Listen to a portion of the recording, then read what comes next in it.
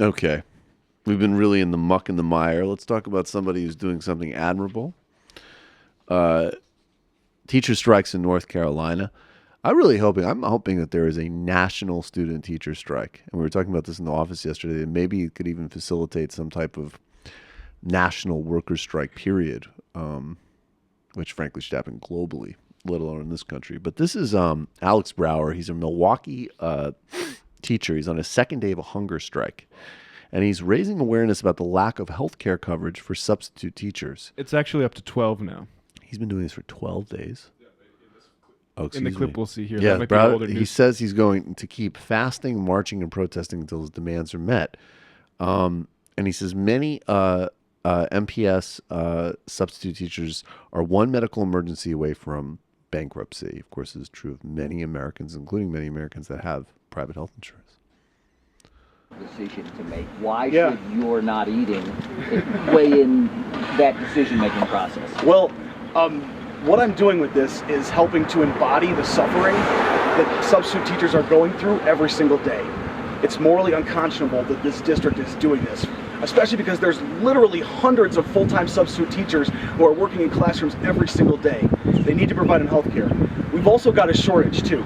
We're on our best days, we're able to fill maybe 85% of vacancies in classrooms. And we need to be at 100%. We need to have more substitute teachers than there are openings. And the way that we do that, the way that we bring more subs into the roles is by offering a healthcare benefit for those who make a full-time commitment to the kids. And that's why they should do it, because we interact with the students every day, just like everybody else in the classrooms, just like paraprofessionals and teachers and food service assistants and building service helpers, all those people interact with the kids. We do as well. That's why our work should be a priority in this budget. That's absolutely right. And I just think one of the things to really note in public discourse is that if you go back and very much, this was one of those things where there really was a bipartisan neoliberal corporate assault on public education and a cultural demonization of teachers. If you want to see a very bizarre relic of sort of 2010 kind of era politics, check out the documentary Waiting for Superman, which was, very much sort of Obama era democratic Hollywood filmmaking, which essentially blamed public schools and teachers as almost like a core agents of poverty and inequality.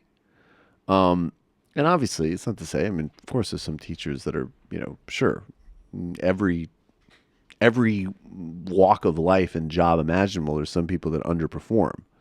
But the idea that, first of all, you're placing primary blame on them is demented. And in fact, most teachers have been put in a position where they're like frontline fighters to salvage systemic attacks on everything from the social safety net to policing issues to overwork and everything else. And we also know, of course, that a lot of teachers dip into their own pockets to buy supplies and, sort of keep up with the curriculum. So these protests are incredibly important of themselves, but it's very noticeable that in addition to the obvious and basic needs that workers, and in this case, educational workers, need across the board, things like full healthcare coverage, they're always advocating for their students.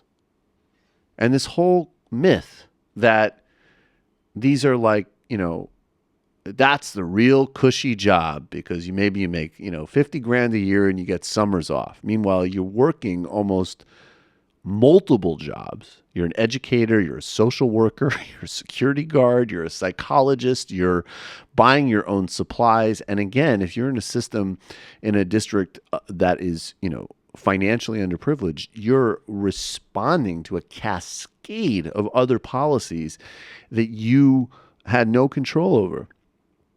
And then there's the quant obsession and the test score obsession, which is dumbed down education and makes the whole purpose to give an easy metric for politicians to brag about, and then a further way to add pressure, anxiety, and stakes to teachers' jobs. So these protests are very important. And I would also say, too, that there's no doubt that educational models need to be radically revamped and schools need to not be industrial factories and education needs to be way more individually sort of delivered and cognizant of different types of learning styles and learning experiences. And the way you're going to get there is by taking it out of market pressures and actually empowering educators to do it, not by throwing a kid, not by terrorizing teachers and subsidizing iPads or whatever the neoliberal dream is. And also a big part of it is money.